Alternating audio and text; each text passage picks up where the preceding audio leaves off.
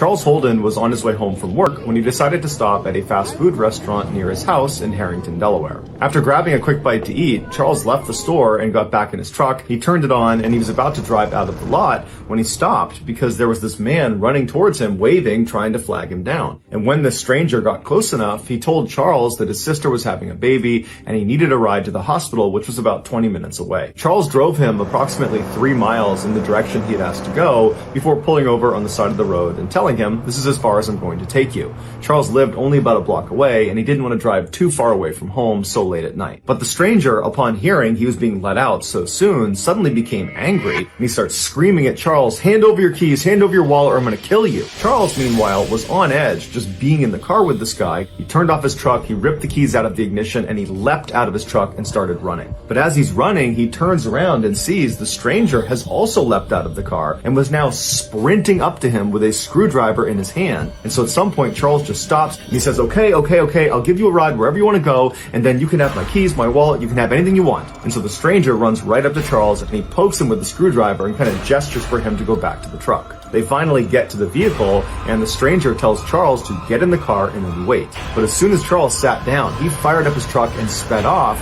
He looks in his rearview mirror and he can see the guy is chasing after him with a screwdriver held over his head, but he sees the stranger at some point just stops, turns around and walks away. Charles was totally relieved that he had escaped this horrible encounter. What Charles was concerned about, though, was where he had ditched the stranger was not far from his house, and he was worried if he just turned around and drove right back to his house, that this guy could recognize the truck and then follow him to his house, and then who knows what could happen. Charles goes back into Harrington, Delaware, and he gets on his street, and he's shocked when he sees the stranger who had just tried to kill him is walking down the road right in front of him.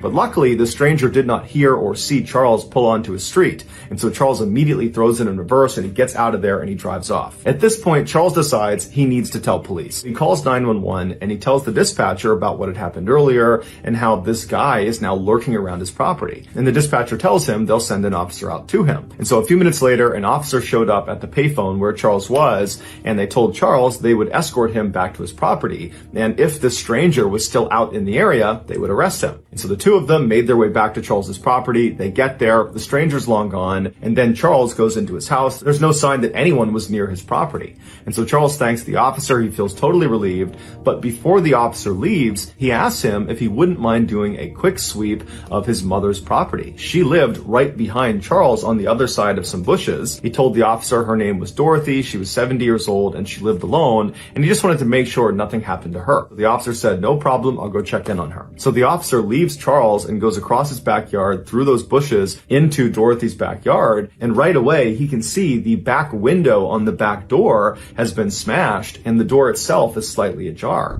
And so the officer draws their pistol and they go up and they enter the house and they look inside. They're yelling for Dorothy, but there's no answer. It's totally dark in the house. It's totally silent. And so after searching the first floor and finding nothing, they make their way up the flight of stairs and they find blood at the top of the landing. And they follow this trail of blood and it brings them into one of the bedrooms where a woman is sprawled out on a bed. It was Dorothy. She had been to death. It would turn out, after Charles had ditched the stranger and sped off without him, the stranger, whose name was Gilbert Cannon, began looking for a place to sleep, and the house he ultimately selected just happened to be Charles's mother's house. After Gilbert broke in through her back door, he saw Dorothy coming down the steps to confront him, and because he was worried she'd be able to identify him, he attacked her with a screwdriver. Gilbert would later tell police that the attack on Charles was completely random. He was just at this fast food restaurant, he saw Charles get into his truck, and he thought to himself, if I can get in that guy's truck, I bet I can rob him. And then after this failed robbery, when Gilbert is out looking for a place to sleep and he breaks into this house